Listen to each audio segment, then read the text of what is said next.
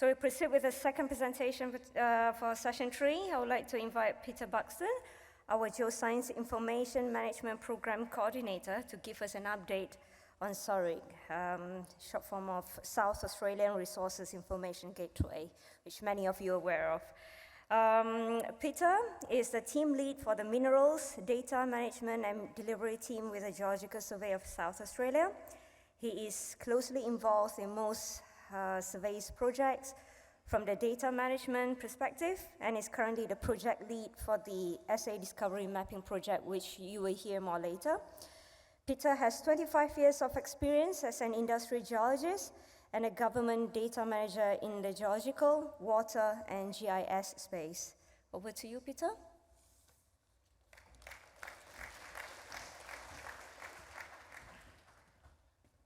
Thanks, Amy. I'll just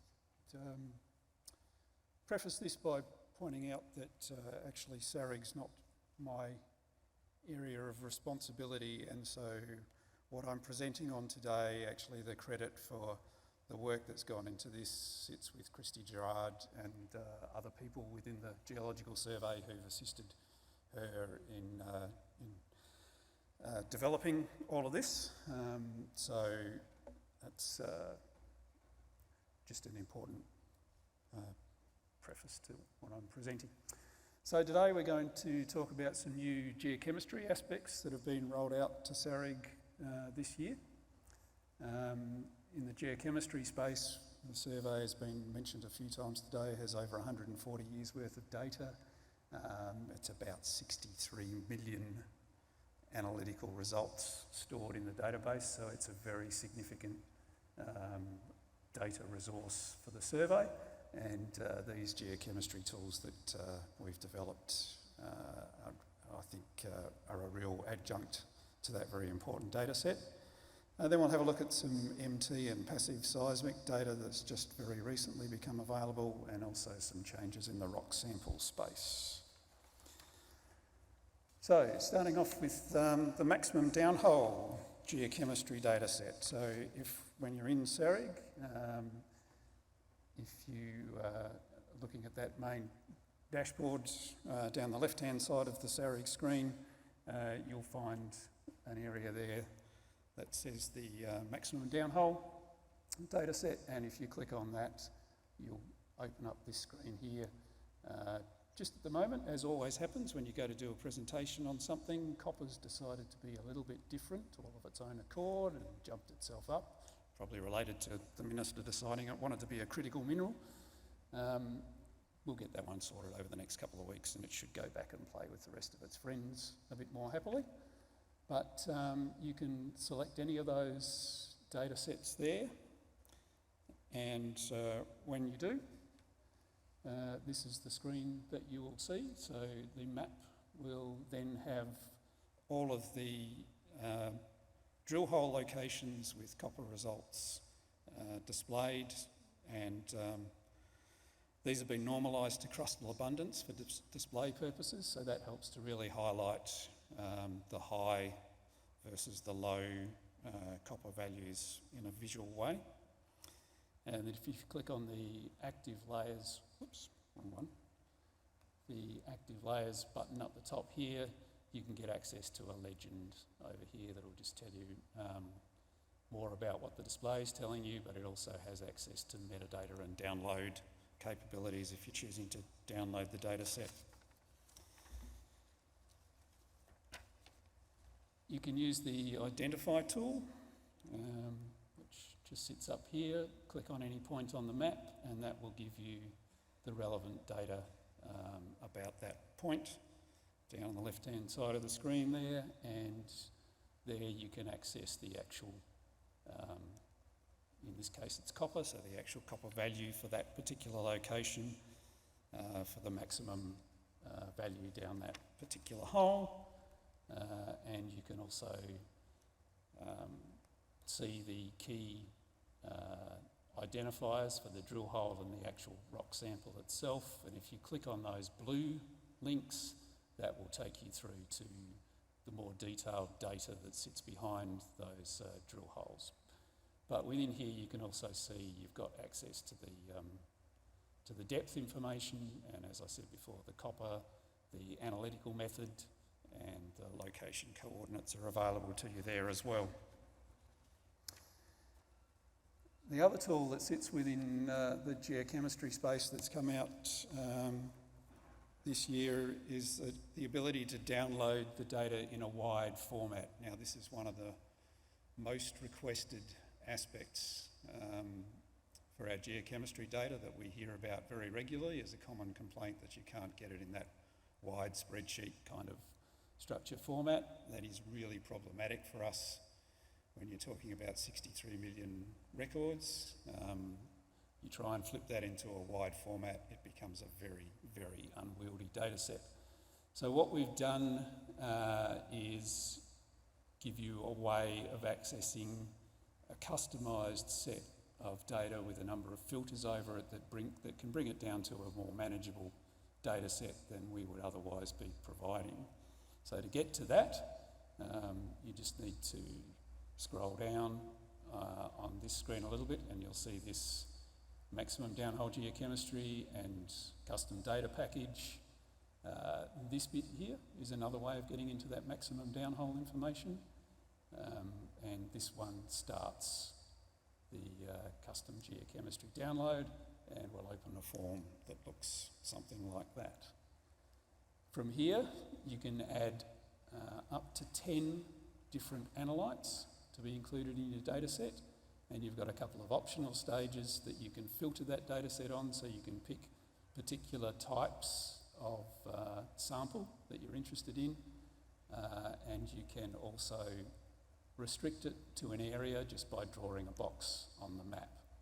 And you add an email address, request a download, and within a few minutes, it doesn't take long, you'll receive an email at that email address, and that will have a link to the download package, and that link is valid for 24 hours. When you download the package, hitting the wrong button again, this is what you'll see. So you'll get a zip file which contains a detailed CSV, which is the sample and analytical metadata, a number of one or more geochem files, which is the actual geochemistry data, and we will break it into separate files depending on the size. So it depends on how much data you've actually asked to download as to how many of those files you get, and that's purely because in Excel there's a limitation to how much you can actually fit into a grid when you open it in Excel.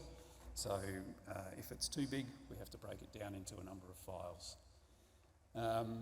There's also a README geochemistry export, and that's a useful piece of metadata information to go along with it, because what we do along the way here is we make a few changes to the data. We exclude some data. We standardise the units to parts per million, which simplifies the download, and with oxides, we convert those to the actual element values, so the conversion factors are included in that metadata file for you as well. And then that's your chemistry download. And over here you can see we're in the wide format that you have been requesting. Moving on to the geophysical. So just this week we've released a few passive seismic data sets. So to get to those, you find the All Layers button down in the bottom left of the screen. You type seismic and you'll get a list of seismic related data sets, and these are the three that we've released this week.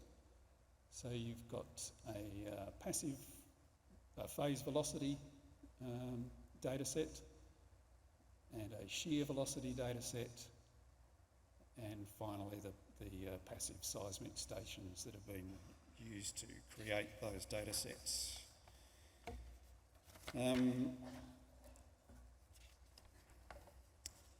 It's a series of controls, so that are useful to know about related to these data sets. So if you turn one of those layers on and select active layers up the top, a little control box will open down here. You can see that's got a fair transparency associated with it. You can control that transparency from there. You can also open a legend that gives you a bit more information about how the data is being displayed, and you can access a metadata and data download area.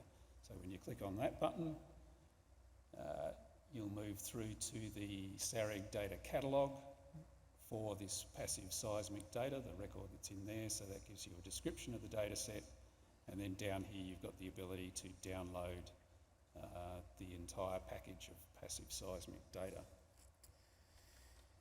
So that's all very interesting, but by now you're kind of going, oh yeah, it's a bunch of interesting layers that I can see on a map, and I can download some data. That's all very nice. But what we've also got in here, this data is actually not just a single layer, but it is a series of sliced data sets. So you can access the slices through this little clock icon in the active layers screen, and from there you have access to a slider that you can step across and through the different layers of data that are available to you there. So, for example, here we've got, which one have we got? The phase velocity. So we've got 23 time slices that you can step through just by dragging that slider across as you go.